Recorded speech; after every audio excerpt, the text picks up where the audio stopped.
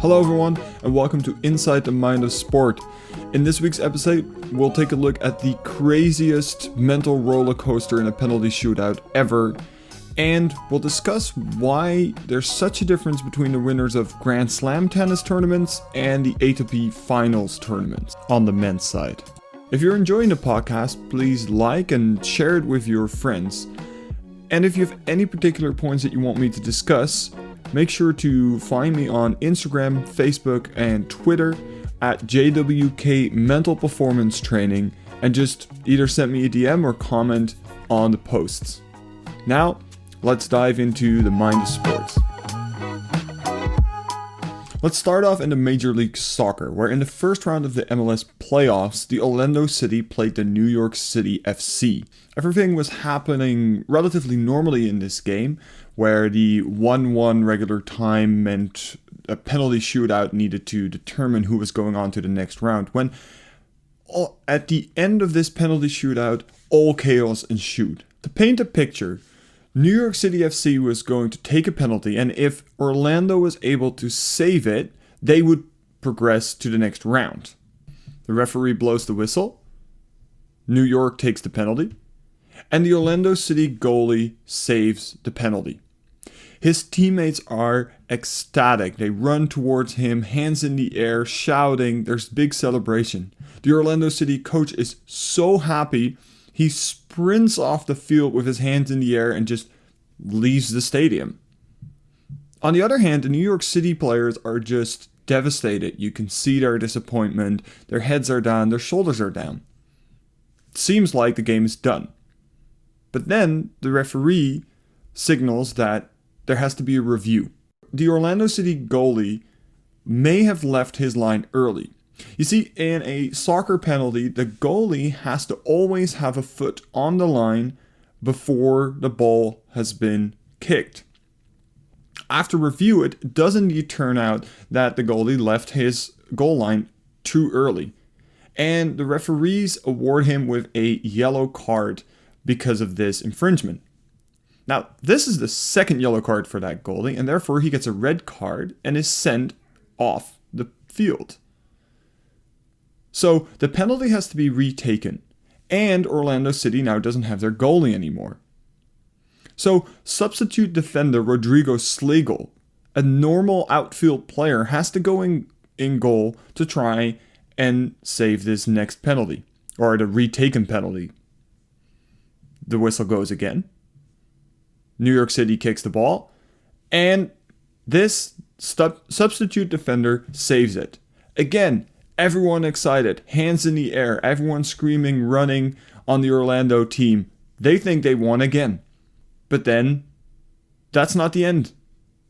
Apparently, for some confusing reason, that wasn't the end of the penalty shootout. No, Orlando needed to score their next penalty to actually win. So, the New York City goalie goes into goal, Orlando City player steps up, whistle goes, he shoots the penalty, and finally, they actually win. This is an amazing story, and I think it's a roller coaster that I have never seen, especially in such a tight, do-or-die moment. All of the attention, obviously, goes to the Orlando City team and their players. They have just pulled off some miracle with an outfield player saving a penalty and up and down emotions. However, when you really think about this situation, it is way easier for the Orlando players to stay focused and get through this roller coaster than it is for the New York City players. And this is because it is way easier for an athlete to calm themselves down if they're too excited, if there's too much adrenaline going on, than it is to hype yourself back up if there's not enough adrenaline or excitement going on. A simple way to calm yourself down is just stand there, close your eyes, take a few deep breaths, and your body will react by lowering the adrenaline and lowering the excitement. On the other hand, trying to hype yourself up can be a lot harder.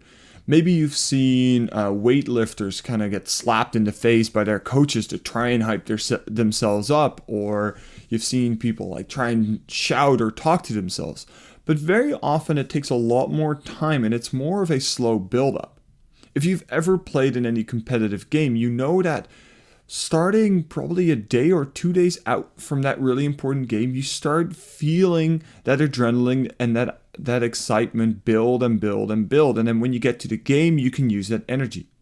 This is really relevant in this situation because depending on whether you play for Orlando or for New York, your experience in this roller coaster situation will be completely different. And therefore your excitement and adrenaline levels will be completely different by the time you get to that penalty. If we look at the perspective from the Orlando City team, every action, every situation that happens in this roller coaster leads to an increase in that adrenaline and excitement. First off, your goalie saves what you think is the deciding penalty. So adrenaline and excitement go up. You think you've won. You're hyped. You don't feel tired. You just feel excited. Then there's a moment where suddenly you didn't win and the referee makes a decision. This is another increase in adrenaline and excitement because now you're angry at the referee. There's frustration. There's disbelief. Then the next action is that your substitute defender goes into the goal and actually saves it. There's another eruption of adrenaline and excitement. You think you've won again. And then it turns out that you didn't win and another referee decision is made. And that adrenaline and excitement goes up again. So by the time we get to that actual final penalty, the one that really is going to decide who goes through or who doesn't, the penalty taker is really high in activation, excitement, and adrenaline. Now, maybe that works for this player. Maybe it's a player that works on really high adrenaline. That's great. He has that energy available. If it's a player that needs slightly lower adrenaline to take a good penalty, he is able to control that level by closing his eyes and taking a few deep breaths before he takes it.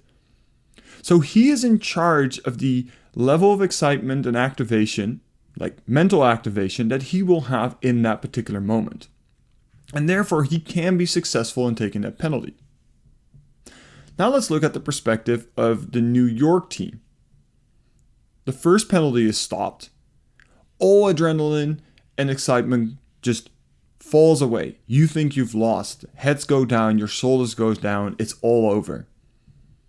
Then it turns out that isn't true. And that referee decision is not necessarily something that you get angry over. It doesn't bring that adrenaline back. It's more confusion, bewilderment. What? We didn't lose? Then you get another chance. Your teammate goes up and shoots that penalty and misses it. Another amazing letdown. All adrenaline, all excitement, all activation is gone. You think you've lost again. And then it turns out you haven't. So now you have to again try and get yourself back in the right mental state to take the final penalty, or to save the final penalty in this case. At this point, the New York City goalkeeper has gone through 2 different events that completely rid him of all the adrenaline, all the activation, and all the excitement he needs to perform at the right level. And he doesn't save the penalty. This can also be seen in the way that second penalty is taken. It's not a good shot. It's kind of in the middle, and the excitement of a substitute defender saving the ball kind of overshadowed the fact that it just wasn't a penalty that was well taken.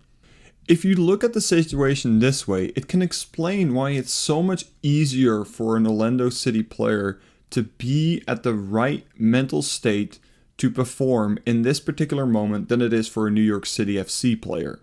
And I don't know if that's what made the difference in this particular case. But if I was a New York City FC player, I would be very frustrated that it happened this way, because it didn't give me the same chances to perform at my highest level as it did one of the players of the opponent.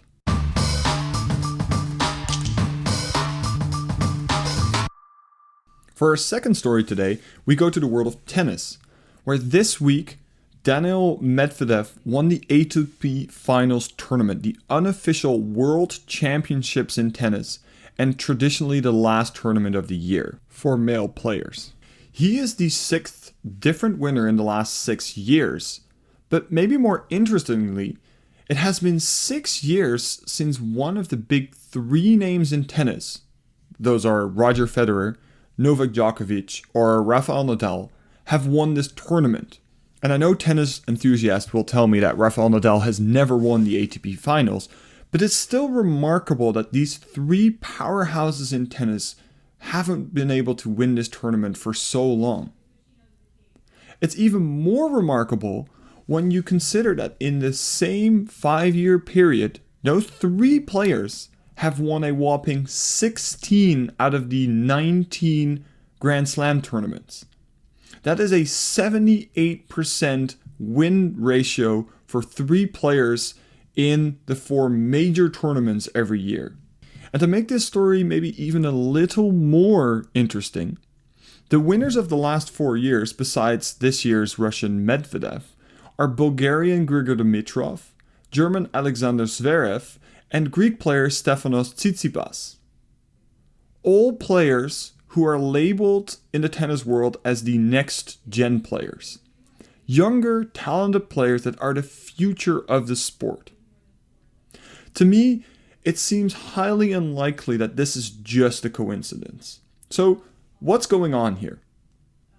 It's clear that those big three players, Federer, Djokovic, and Nadal, haven't lost their quality. I mean, look at the amount of Grand Slam titles they are winning.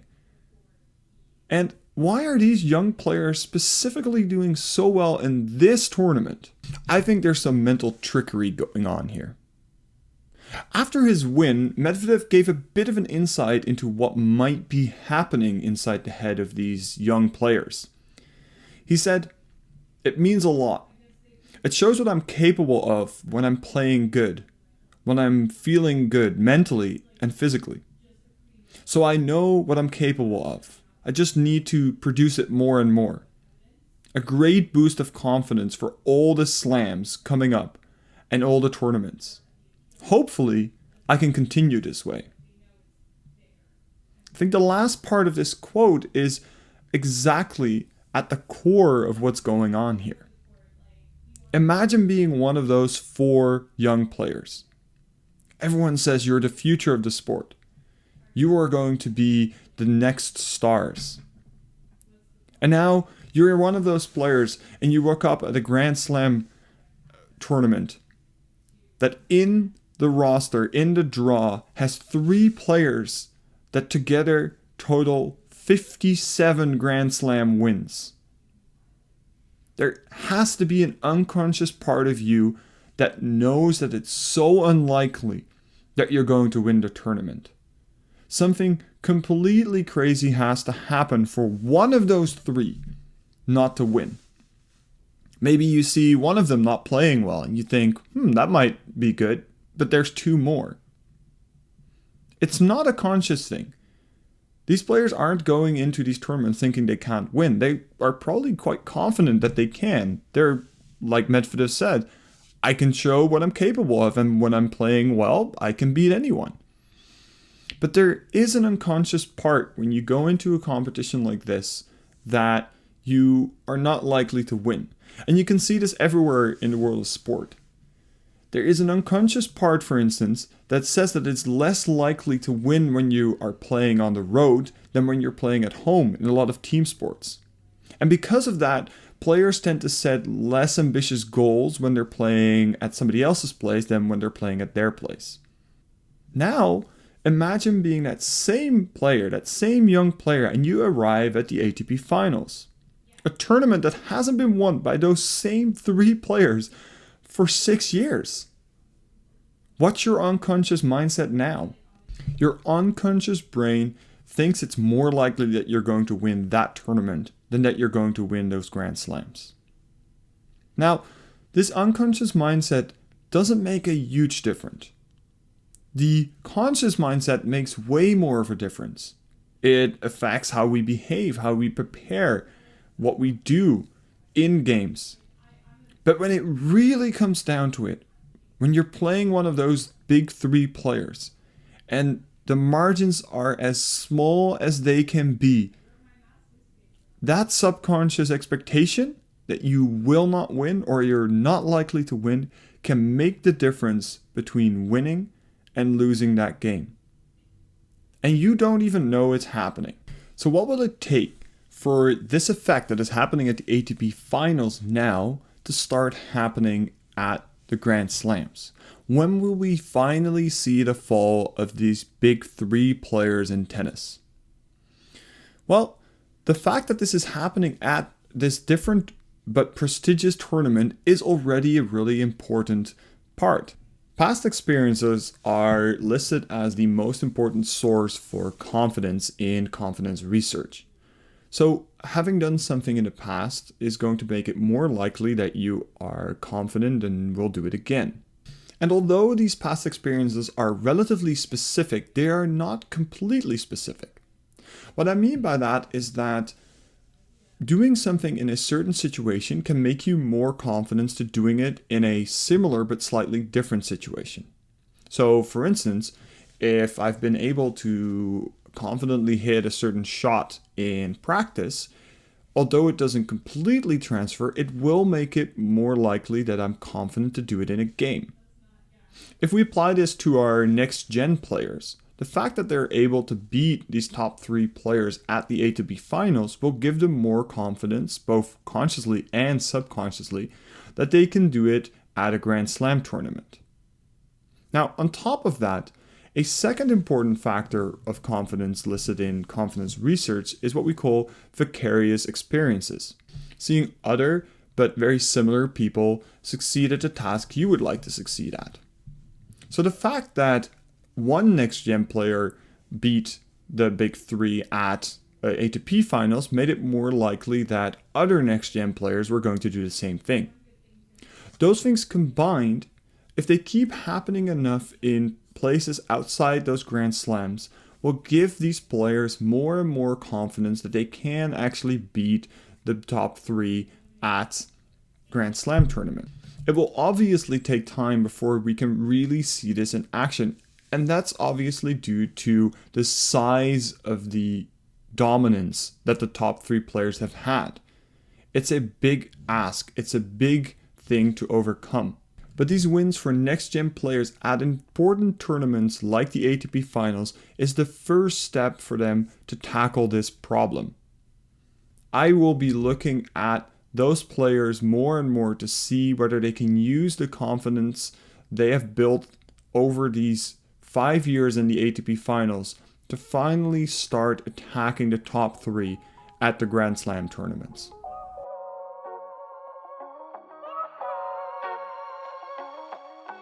That was all for today. I hope you enjoyed listening to Inside the Mind of Sport. If you did, please like, comment, and rate the podcast. Also, share it with your friends. That way the podcast can grow.